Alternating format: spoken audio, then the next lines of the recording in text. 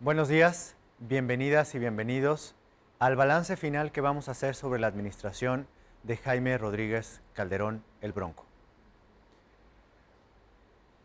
Un gobierno sin metas es un gobierno sin rumbo. De ese principio partimos para proponer y dar seguimiento a lo que generalmente se conoce como un plan de metas.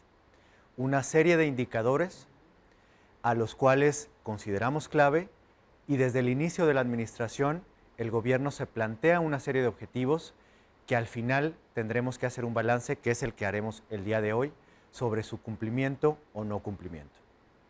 Es importante hacerlo no solo porque dan dirección al gobierno, sino como ciudadanía nos permite tener una herramienta de exigencia de cómo recibió la administración y cómo termina su desempeño.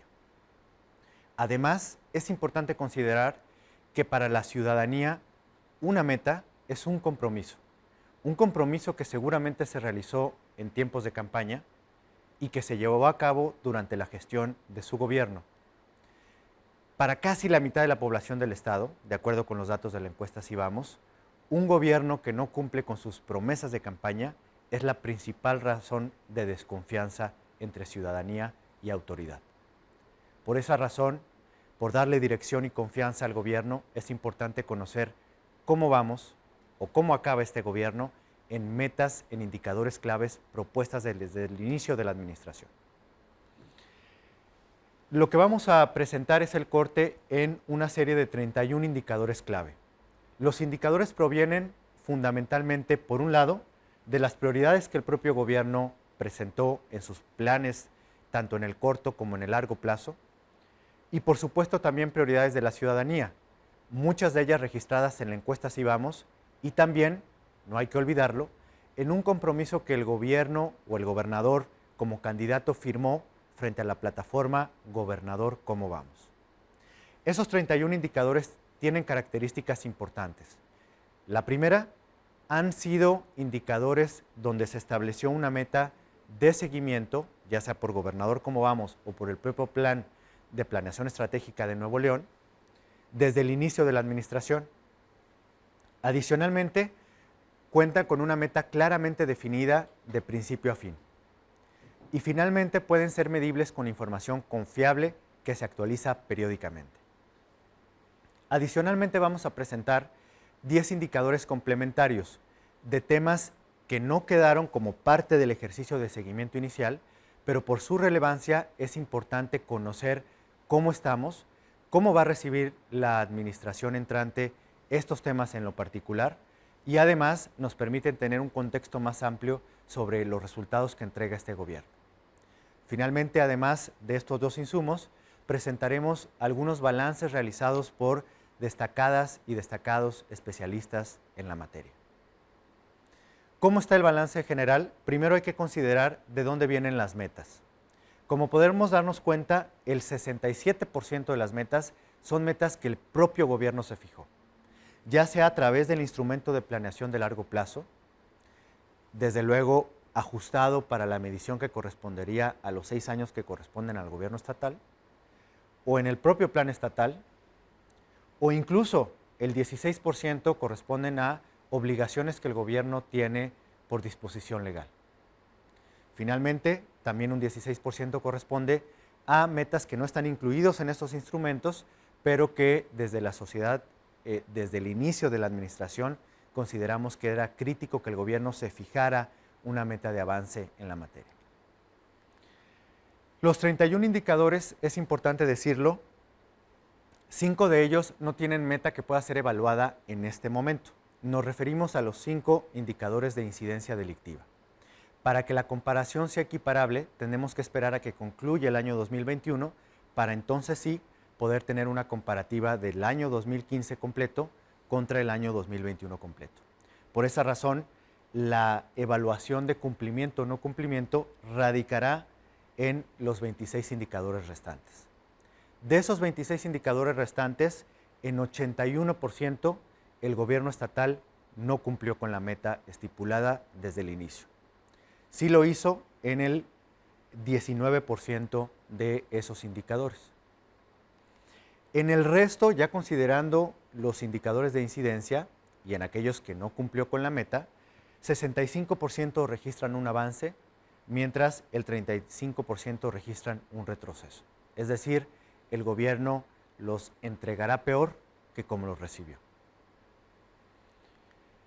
Para entrar en materia, empezaremos a conocer cada uno de estos indicadores por tema, empezando con los indicadores de seguridad y de justicia. En primer lugar, hay que destacar que la seguridad fue durante prácticamente toda la administración la prioridad número uno para el gobierno, para la ciudadanía. Incluso en la medición que hicimos en la etapa más crítica de pandemia, después del tema de empleo y casi en la misma proporción, el tema de seguridad seguía siendo una preocupación principal.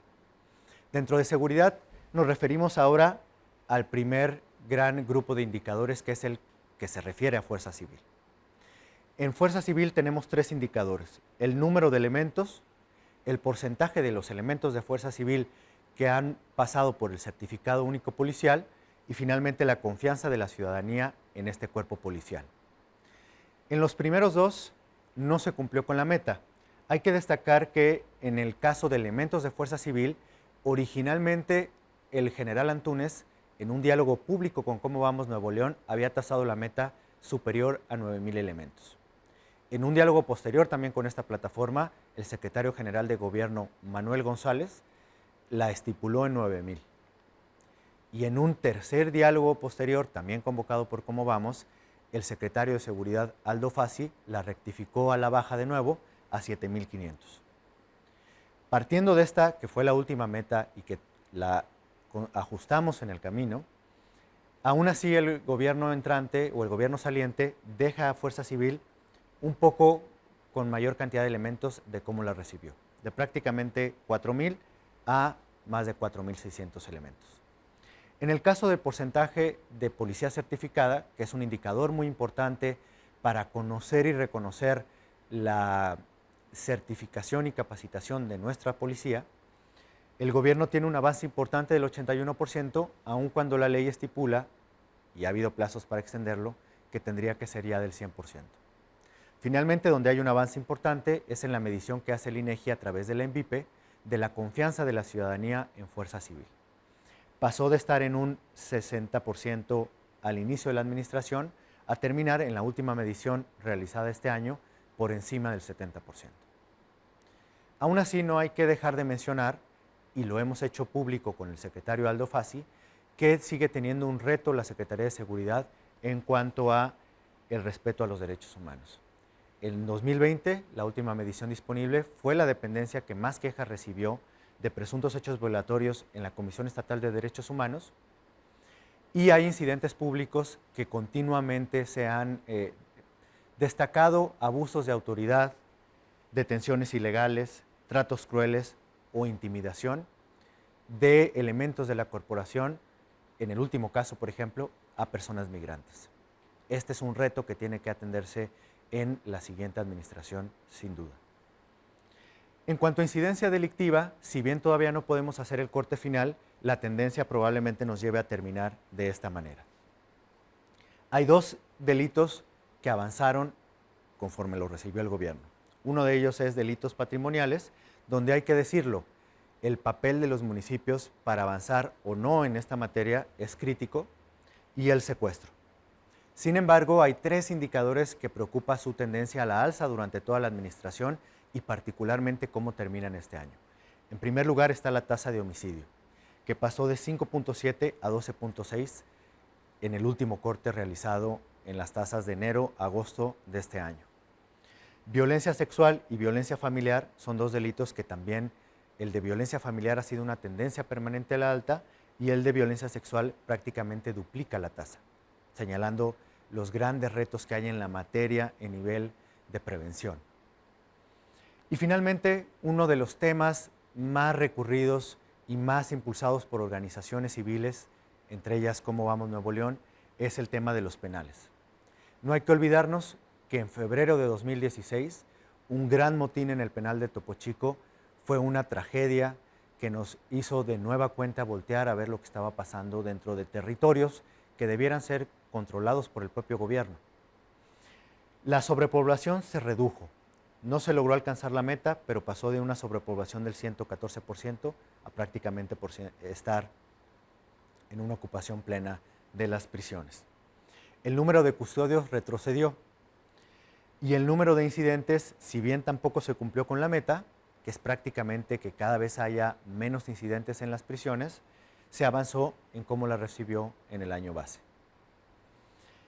El indicador que más avanzó fue sin duda el de la evaluación de la Comisión Nacional de Derechos Humanos, donde pasó de una calificación reprobatoria el gobierno estatal a la última medición que la sitúa en 8 de calificación. Habremos de destacar en los penales también que el gobierno cumplió con la promesa que hizo, la hizo entre otros foros en el diálogo de seguridad y justicia con Cómo Vamos Nuevo León, de cerrar el penal del Topo Chico. Pero también debemos destacar los retos que va a tener la siguiente administración en materia penitenciaria. De acuerdo con las organizaciones civiles, hay 3. El primero es emprender una verdadera política de reinserción social. No nada más quedarnos en estos indicadores, sino verdaderamente que el sistema penitenciario sirva para reinsertar a las personas a la vida cotidiana.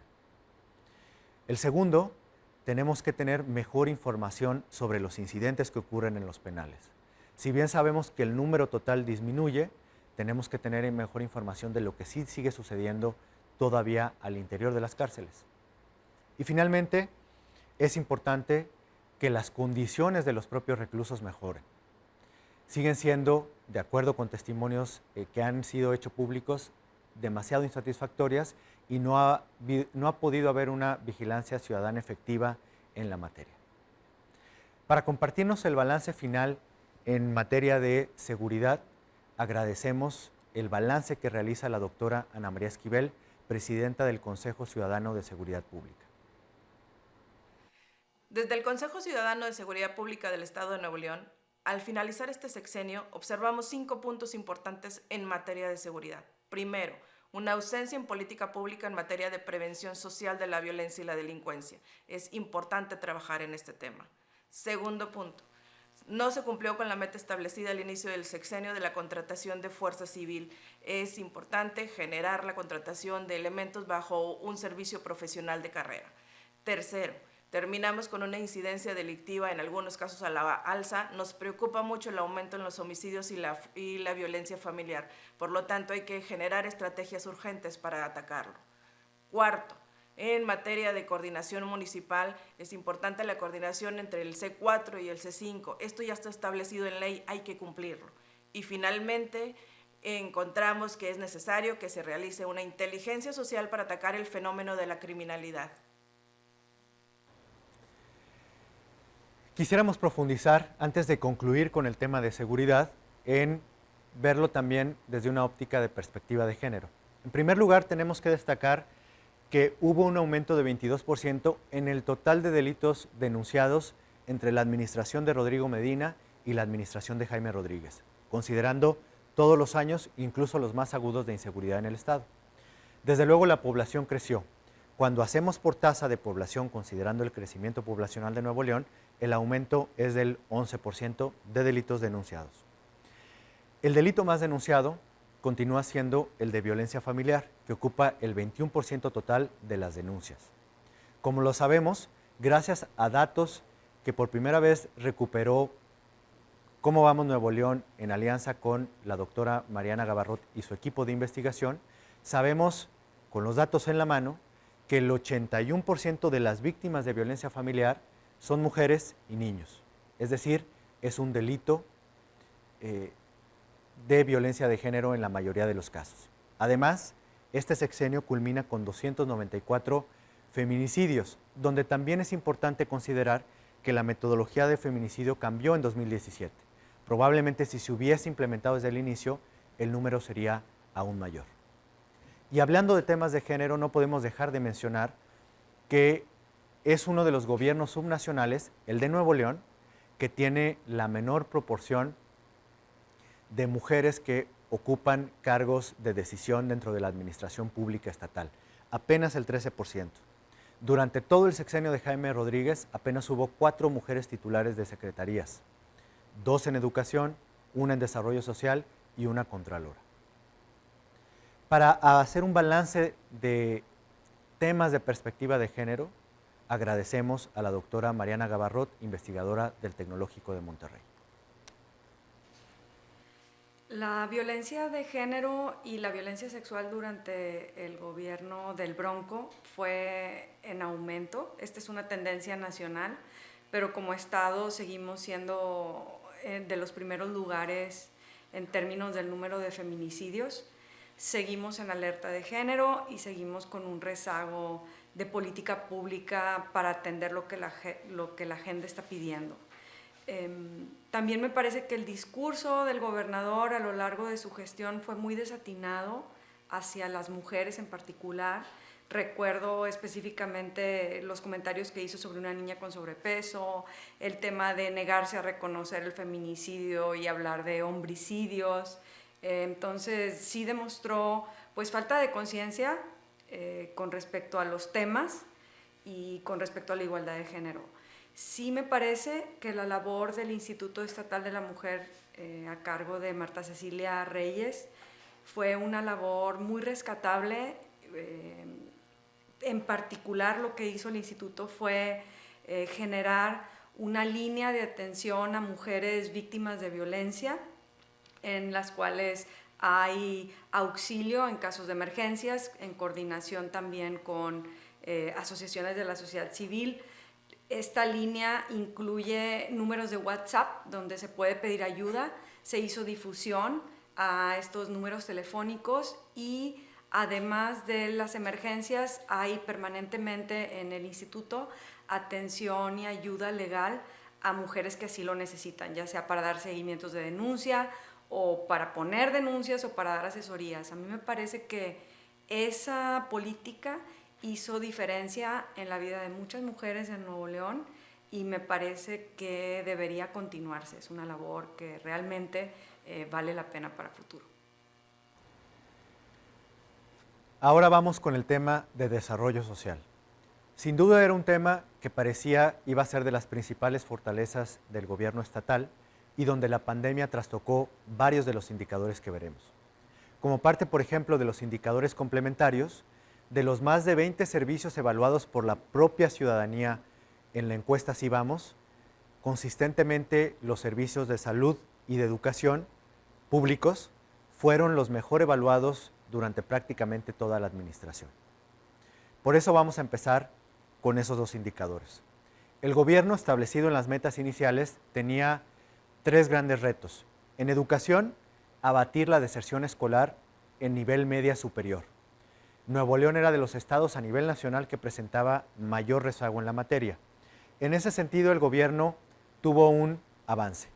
No cumplió con la meta, pero pasó de una matrícula de preparatoria de 65.7% a 67.8%. En tema de salud, la obesidad y el embarazo adolescente sin duda eran temas de preocupación de la sociedad civil y del propio gobierno reflejado en la planeación estratégica. Como hemos visto en la pandemia, el sobrepeso y la obesidad contribuyen como factores de riesgo cuando nos enfrentamos frente a una crisis sanitaria de esta magnitud.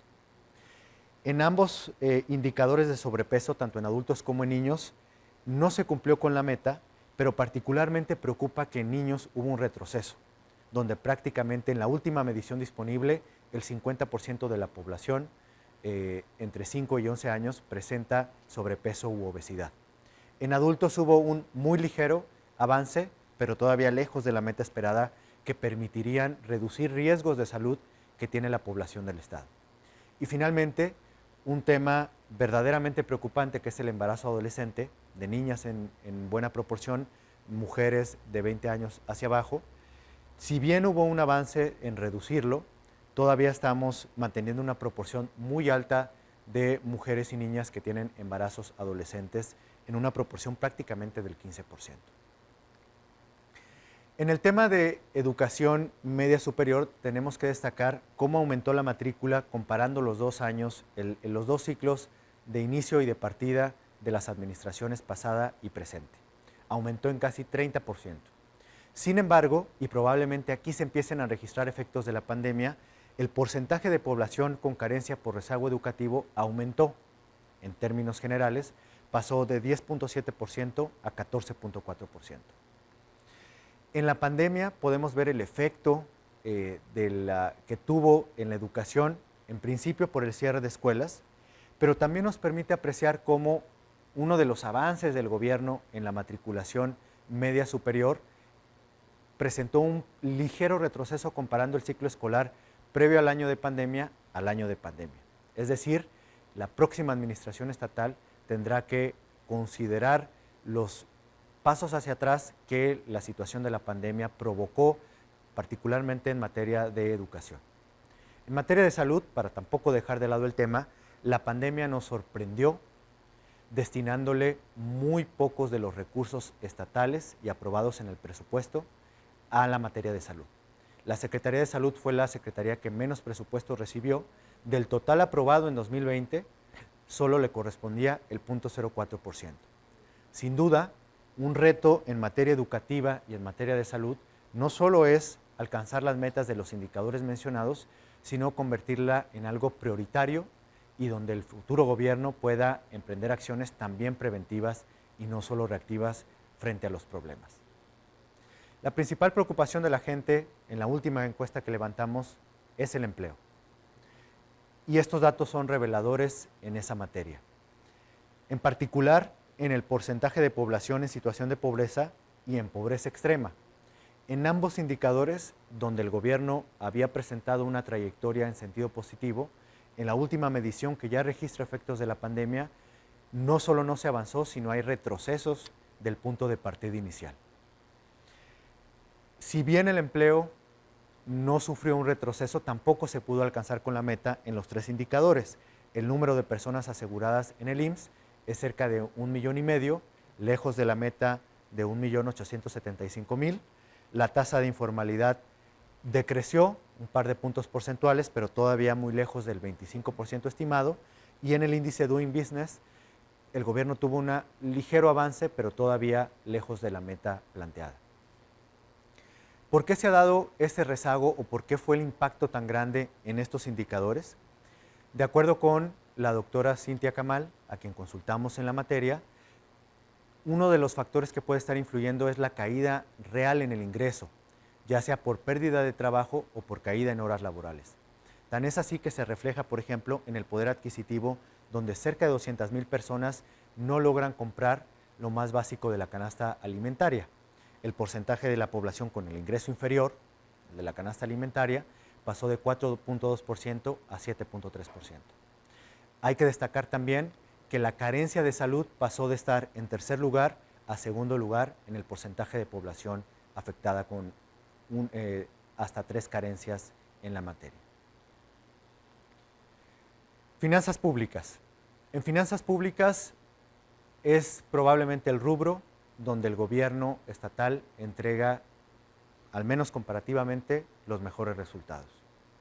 En los 5 indicadores evaluados, en 2 que hacen referencia a la deuda pública y obligaciones y servicios de deuda y obligaciones, no se cumplió con la meta, pero se avanzó en sentido positivo. Hay que decir, como lo destacan especialistas, que este gobierno se endeudó un poco más. Sin embargo, estos indicadores mostraron una tendencia positiva. Uno de ellos, el que tiene que ver con la capacidad de pago a corto plazo del gobierno, se cumplió de manera destacada con la meta, obviamente en sentido positivo, y finalmente los indicadores que tienen que ver con la calificación que hace la Secretaría de Hacienda y la calificación crediticia mejoraron y se cumplieron con la meta de manera como lo señalaban los indicadores del seguimiento inicial. Nos vamos a uno de los ejes de mayor preocupación ciudadana creciente junto con el tema de seguridad, que es el de desarrollo sustentable. Lo primero que tenemos que decir es que no tenemos una serie de indicadores de seguimiento porque partimos de una política ambiental en muchos casos ausente o en el mejor de los casos que se incorporó una vez ya avanzada la administración para registrar temas como la calidad del aire. Esta falta de política ambiental inicial nos permiten matizar un poco los indicadores que aquí nos encontramos. Por ejemplo, el número de días por encima de la norma al año, la medición que tenemos de partida es apenas de 2017, y si bien ha mejorado, tenemos que considerar dos factores muy importantes. El primero, que el último año de medición fue un año de pandemia, de poca movilidad, y donde incluso las industrias no operaron en su capacidad completa. Lo segundo es que aún cuando haya una mejora, la norma mexicana sigue siendo una norma, como lo han señalado especialistas, muy laxa, y esto quiere decir que probablemente si usáramos otros estándares de la Organización Mundial de Salud, el número de días sería superior. Aún así, 179 días debiera ser un estándar que nos llame a la acción inmediata. También, en cuanto a unidades para medir la calidad del aire, ampliaron su alcance y funcionamiento, todavía no se opera al 100% en el último corte las mediciones de calidad del aire. Y finalmente, un indicador que no debemos dejar de mencionar es el tema del agua. El gobierno empezó con 6 acciones amplias y ambiciosas hídricas, de las cuales se enfocó fundamentalmente en una presa que apenas va a lograr un avance de ejecución del 23%.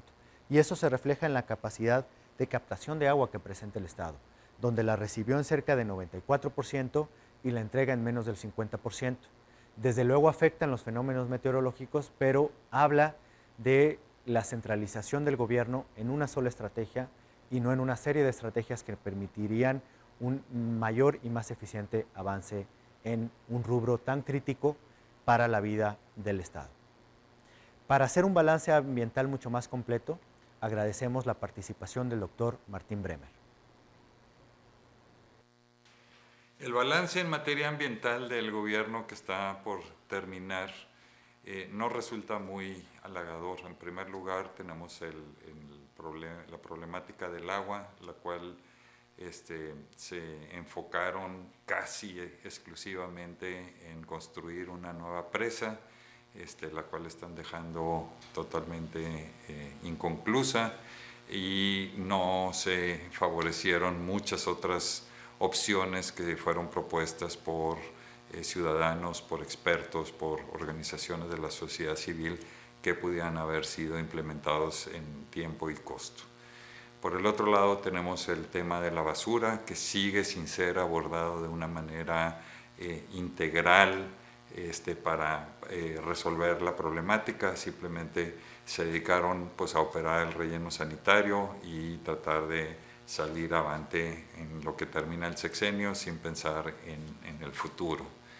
En cuestión del Parque Nacional Cumbres de Monterrey, pues se ha seguido urbanizando de una manera desordenada, y por el otro lado no se ha empezado a implementar programas de restauración hidroecológica que permitirían que volvamos a recibir los servicios ecosistémicos que nos puede dar un parque nacional, que sería la infiltración de agua para recarga de acuíferos, la reducción de los escurrimientos para evitar inundaciones, el tener ecosistemas a donde valga la pena ir a conocer, a acampar, a visitar, etcétera, lo cual traería una serie de beneficios. Tenemos por el otro lado la calidad del aire tan mala que en la ciudad, debido por un lado a que no les fue posible gestionar ante Pemex que nos mandaran una mejor gasolina, como en Ciudad de México y Guadalajara. Por el otro lado, tampoco lograron implementar un sistema eficiente de transporte colectivo, y tampoco se logró imponer las regulaciones a constructoras, a industrias, a concreteras, etcétera, que son de los principales emisores de partículas a la atmósfera. Y por otra parte, pues tenemos que Parques y Vida Silvestre no se le notó una gran vocación de proteger nuestras áreas naturales protegidas estatales. Por último, pues un lado bueno que vemos nosotros es unos colegas y yo que estuvimos platicando sobre el tema, es que el río Santa Catarina no fue deforestado como en administraciones anteriores. lo cual dejó un cinturón verde que está proveyendo oxígeno, evitando tolvaneras, etc.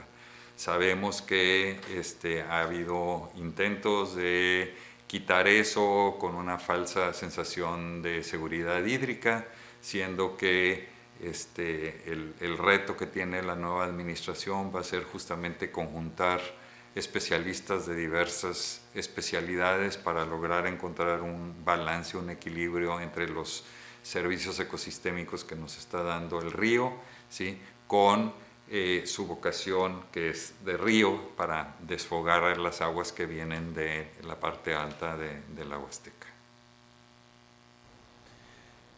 En desarrollo sustentable, los indicadores que sí podemos medir en función del cumplimiento meta tienen que ver con el transporte público fundamentalmente. Y el transporte público también va asociado al modelo de desarrollo y a la expansión, particularmente del área metropolitana de Monterrey.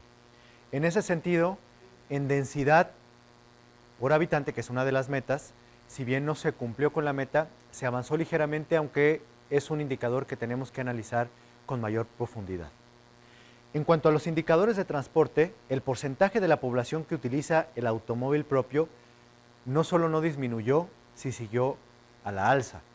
Seguimos con una población que nos desplazamos fundamentalmente en auto privado, con todos los costos medioambientales y de desarrollo que esto tiene. Y finalmente, la evaluación ciudadana al transporte público de los usuarios fue disminuyendo a lo largo de la administración, de acuerdo con la encuesta Sivamos. Empezó en 7.3 y terminó en la evaluación que fue antes de la pandemia en 6.5. Es decir, hay un retroceso en materia de transporte público, no solo no hay avances. Hay dos indicadores complementarios que vale la pena agregar y que nos permiten tener el panorama más completo en esta materia. En primer lugar, la mancha urbana se expandió. En tan solo 5 años, el crecimiento fue importante y además es importante destacar que una mayor expansión genera mayores traslados y mayores costos para la población que tiene que desplazarse de su trabajo de un municipio lejano a el municipio de Monterrey, por poner un ejemplo.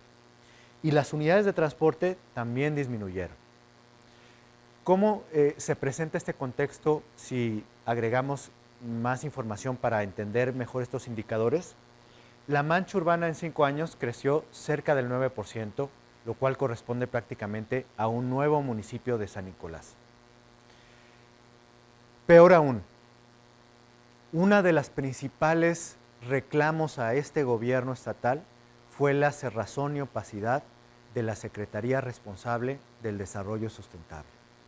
Pese a que reconocemos que hicieron una gran cantidad de estudios, entre ellos el tan demandado PIMUS, no los hicieron de conocimiento público oportuno y abierto que permitiera a la sociedad, a los municipios metropolitanos, a los medios de comunicación y a la academia analizar y proponer soluciones de inmediato de un problema que no puede esperar más. Dos ejemplos claros que reflejan la opacidad en la Secretaría. El primero, el programa de ordenamiento de la zona metropolitana, que dicen tener disponible, no lo hicieron de disposición pública. Tan es así que la planeación se basó en un documento aprobado en el sexenio de Rodrigo Medina. En segundo lugar, el PIMUS y la base de datos de la encuesta Origen-Destino, que es el insumo más importante del estudio de 60 millones de pesos, no la hicieron pública y Cómo Vamos tuvo que pelear frente a la Comisión de Transparencia durante un año que hicieran una entrega que terminó siendo parcial sobre la base de datos. La planeación se construye con la inclusión de toda la sociedad. Si no, estos son los resultados. Por ejemplo, el transporte. En partición modal, en el área metropolitana, seguimos viendo cómo cae el uso de transporte público. La última encuesta Origen-Destino era del 38%. Actualmente es del 20%. Ha ganado terreno el automóvil. Y la movilidad peatonal, como lo hemos demostrado en diferentes mediciones de Cómo Vamos Nuevo León, es una movilidad peligrosa, insuficiente y a la cual ni gobiernos estatal ni municipales han atendido debidamente. Y no han generado alternativas para la movilidad ciclista, a diferencia de otras ciudades de vanguardia, no solo en el mundo, sino también en México. El transporte público, además, en una de las metas que se incorporó y que no consideramos en este ejercicio de tiempos de traslado, donde la meta era cerca de reducir a 50 minutos, no solo no se logró, sino que empeoró a 68 minutos.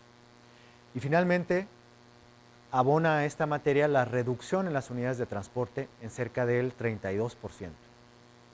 Aún más, cuando preguntamos a los usuarios de transporte público sobre diferentes características de su viaje en transporte, más de la mitad de los usuarios acreditan al menos una de las siguientes fallas. Fallas mecánicas, no se sienten seguros, no pueden ir sentados, entre muchos otros. Y finalmente, no debemos olvidar que estamos frente a una de las tarifas más caras en México de transporte público, lo cual se ve reflejado, por ejemplo, en el bajo acceso comparativamente con las dos grandes ciudades del país que tienen los estratos socioeconómicos bajos para moverse en transporte público. Sin duda, para hablar de movilidad y de uno de los temas más importantes, agradecemos escuchar a Sheila Ferniza de Distrito Tec. Haciendo un balance en temas de movilidad de la administración que concluye con 6 años en el gobierno estatal, podemos identificar que ha sido un periodo de pérdidas. Sobre todo se perdió la oportunidad de avanzar en alternativas de movilidad hacia un modelo más sustentable en la ciudad. Se siguió privilegiando la movilidad en automóvil, lo cual se puede evidenciar en la partición modal, que tenía una meta para disminuir los viajes en auto y por el contrario continuó en aumento. Vemos también una ausencia en materia de transporte público y alternativas de movilidad. No hubo impulso a proyectos de transporte público masivo o reordenamiento de rutas. Muchos proyectos que se habían ido avanzando a lo largo de los años, como el Biciplan, que buscaba la implementación de una estrategia de movilidad en bicicleta, fueron también un gran ausente en cuanto a su implementación. Vemos también una opinión negativa de las usuarias y usuarios del transporte público en cuanto al servicio, a diferencia de los indicadores obtenidos al inicio de la administración. Podemos identificar con esto que, en conclusión, los últimos 6 años fueron un tiempo perdido en materia de movilidad. Y finalmente cerraremos con el eje de gobierno. En el eje de gobierno solo hay 2 indicadores que pudieron ser medidos con esta metodología de meta, que tiene que ver con la transparencia de la COTAI, donde el gobierno en el corte a medio término mejoró sustancialmente, prácticamente para satisfacer el estándar establecido, y donde hubo una mayor castigo a servidores públicos que cometieron delitos a nivel medio y bajo. Sin embargo, estos datos podemos o debemos contextualizarlos agregando algunas piezas importantes de balance de esta administración municipal. En primer lugar, habremos de reconocer 2 grandes logros en la materia particularmente de transparencia y de rendición de cuentas. El primero de ellos es el primer gobierno subnacional en México de suscribir la plataforma abierta de obras públicas, un esfuerzo liderado por la Secretaría de Obras Públicas con la participación de actores sociales, donde tenemos de manera pública y permanente características e información proactivamente publicadas sobre obras públicas del Estado. Es un gran avance y además esperamos no solo que se continúe, sino que se profundice en otras áreas en la futura administración estatal. Ya va a ocurrir en el municipio de San Pedro. El segundo punto que vale la pena reconocer es la participación de los secretarios y del propio gobernador en espacios de rendición de cuentas convocados fundamentalmente por Gobernador Cómo Vamos. En un ejercicio inédito, durante 2 años, todo el gabinete participó en un cuestionamiento directo con especialistas y activistas sobre los avances de los primeros 2 años de gobierno. El gobernador participó en un intercambio crítico con los municipios metropolitanos y sociedad civil en 2 ocasiones.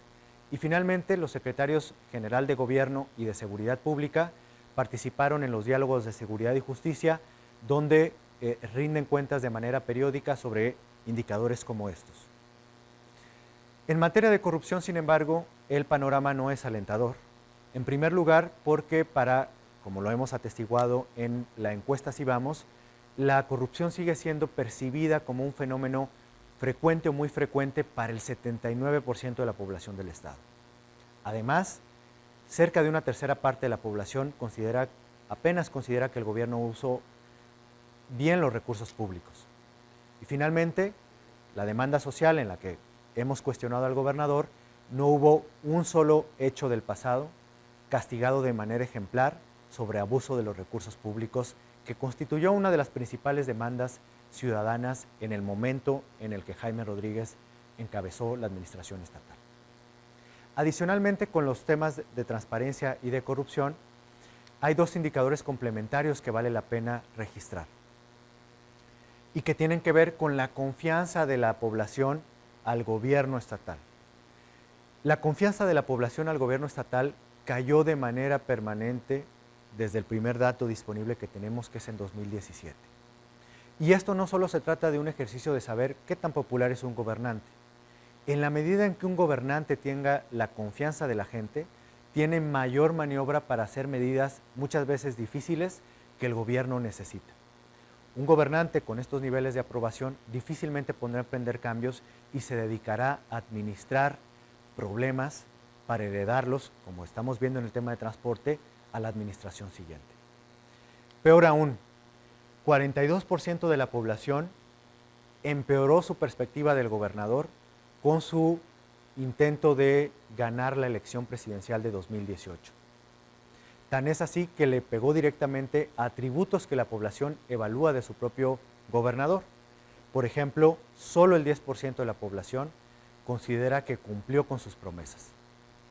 Y además, el porcentaje de la población que lo consideran honesto pasó de 31% en 2017 a un 13% en 2019. Un balance completo del eje de gobierno nos lo va a compartir la doctora Lourdes López de la Facultad de Derecho de Monterrey. Definitivamente el gobierno que ahora concluye es una de las gestiones que más expectativas ha despertado en los últimos años, no solo de la opinión pública o de actores políticos, sino sobre todo el electorado. Y en virtud de esas elevadas expectativas, pues también ese es el término de la frustración con esta gestión. ¿Qué teníamos en el horizonte? Pues la posibilidad de un gobierno que, liberado de las ataduras de los partidos políticos y los intereses que ellos imponían, se iba a comprometer con los ciudadanos porque la raza manda. Sin embargo, no fue así. La realidad nos presentó a un gobernante, ya no candidato independiente, un gobernante que confundió su independencia con sus afanes personales, que sobrepuso el propósito de convertirse en presidente de la República sin capacidad de hacerlo y abandonó de facto el Estado. La realidad es que el gobierno de Jaime Rodríguez Calderón se agotó en el 2018. La realidad es que en las urnas 300,000 electores de Nuevo León apenas pudieron refrendar magramente el apoyo de 1 millón recibido en el 2015. Y a partir de entonces, la gestión de Jaime Rodríguez Calderón solamente fue de supervivencia. ¿Qué retos tuvo? Formalmente tenía el reto de transformar la dinámica política del Estado. En realidad, lo único que obtuvo en estas interacciones con los partidos políticos fue entregar estructuras de gobierno fundamentales para nuestro Estado. El catálogo de acciones que ofrece en su último informe de gobierno son solamente eso, acciones.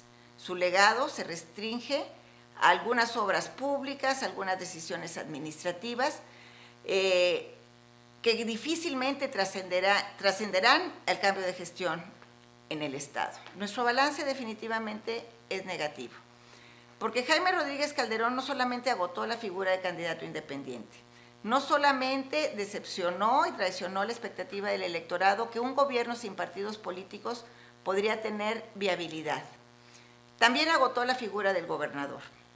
¿Cuál es el saldo, si algo podemos rescatar de esto? Podemos decir que aunque haya una decepción sobre la candidatura independiente, el electorado mantiene la determinación de desplazar sus preferencias electorales. Y si bien las fuerzas políticas que hicieron posible que llegara Jaime Rodríguez Calderón a la gobernatura ya no son protagónicas, están emergiendo nuevas fuerzas políticas y el desafío será que quienes las encabecen no sucumban a las mismas tentaciones del poder de Jaime Rodríguez Calderón. Como bien lo dice la doctora Lourdes López, la dinámica política cambió. Y parte del cambio que queremos ver en Nuevo León es una permanente rendición de cuentas de las autoridades, locales o estatal. A veces es incómodo, a veces el indicador no cuenta la historia completa, pero para esto son estos espacios, para reconocer dónde hubo avances, como los hubo en el gobierno que está por concluir, dónde hubo retrocesos, que son una alerta para las próximas administraciones, y sobre todo, dónde debe estar nuestra atención como sociedad, como gobierno. Creemos que la rendición de cuentas en Nuevo León llegó para quedarse. Las evaluaciones deben ser parte de la vida pública y debemos reconocer en ellas un instrumento para cambiar, para avanzar, para que cuando incomode encontremos una oportunidad de presentar un mejor estado. Para cerrar, queremos escuchar al profesor David Noel Ramírez, que nos va a dar un mensaje de cara al futuro. Hola, ¿qué tal? Muy buenas tardes. Me da mucho gusto llevar a cabo el cierre de esta presentación de la evaluación que hemos escuchado sobre la actuación del gobierno estatal que termina su periodo con nosotros y sobre todo porque hay un principio esencial para cualquier institución, llamémosle México, un estado, un municipio o cualquier institución o empresa. Sistema que no se controla, sistema que se degenera. Si quieres que se mejore algo, mídelo y públicalo. Lo que no se mide y no se publica jamás se mejora. Nosotros tenemos como misión ver la manera en que hacemos de Nuevo León el mejor lugar para vivir y un estado de clase mundial. Hoy hemos analizado de las promesas que se hicieron hace 6 años, cuáles se cumplieron, cuáles no se cumplieron, pero también nos permite también que es fundamental y es esencial conocer qué avances se tuvieron y en qué áreas retrocedimos. ¿Por qué es importante ver en qué avanzamos y en qué retrocedimos a nivel Estado? Porque es también la premisa fundamental que le presenta el nuevo gobierno que está iniciando los retos para Nuevo León. Es decir, dónde estamos y qué hay que hacer para que esas situaciones se mejoren. Llamémosle el ejemplo que hoy tenemos tan palpable para nosotros, el tema de seguridad, el tema de salud, el tema de finanzas estatales y también hay que decirlo, el tema de la pobreza, tanto la pobreza extrema como la pobreza en general. De acuerdo a lo que hemos detectado, después del COVID, aumentamos la pobreza extrema. Hoy traemos precisamente un incremento muy relevante en la cantidad de pobres. Pasamos de 40,000 y fracción que estaban en pobreza extrema a 119,000, 120,000 nuevoloneses con una situación de pobreza extrema. Igualmente cuando hablamos de la pobreza en general. Entonces, como vemos, para el gobierno entrante hay información muy valiosa que le va a permitir canalizar su energía para mejorar a este estado que tanto queremos, que es Nuevo León. Ya estamos convencidos y estaremos platicando ahora en octubre con los secretarios nuevos que integran el gabinete del nuevo gobernador para compartir los indicadores y que nos den su retroalimentación. Porque estamos convencidos que la única manera de seguir adelante llevando a Nuevo León a ocupar su lugar que le corresponde es cuando estemos mano con mano, gobierno estatal, locales, los municipios, el Congreso, con la sociedad civil. Porque de esta manera vamos a lograr, repito, colocar a Nuevo León donde debe estar y debería estar siempre. Por último, esperamos que la apertura que se ha dado y que queremos que se mejore con el nuevo gobernador sea algo que día tras día lo vivamos. Que tenga ese compromiso él y todo su equipo para una permanente rendición de cuentas. Y nosotros como sociedad civil que pertenecemos y a quienes representamos, estaremos atentos precisamente para que llevemos, repito, a ese Nuevo León que tanto deseamos todos. Un Nuevo León que merece ser un estado de clase mundial, un Nuevo León que merece ser el mejor lugar para vivir. Muchas gracias y estaremos informándoles sobre cómo llevamos a cabo esta evaluación para la nueva administración que inicia en este mes de octubre. Les esperamos en octubre para los diálogos con las nuevas autoridades estatales y en noviembre para el cierre de la evaluación de alcaldías metropolitanas. Muchas gracias por acompañarnos.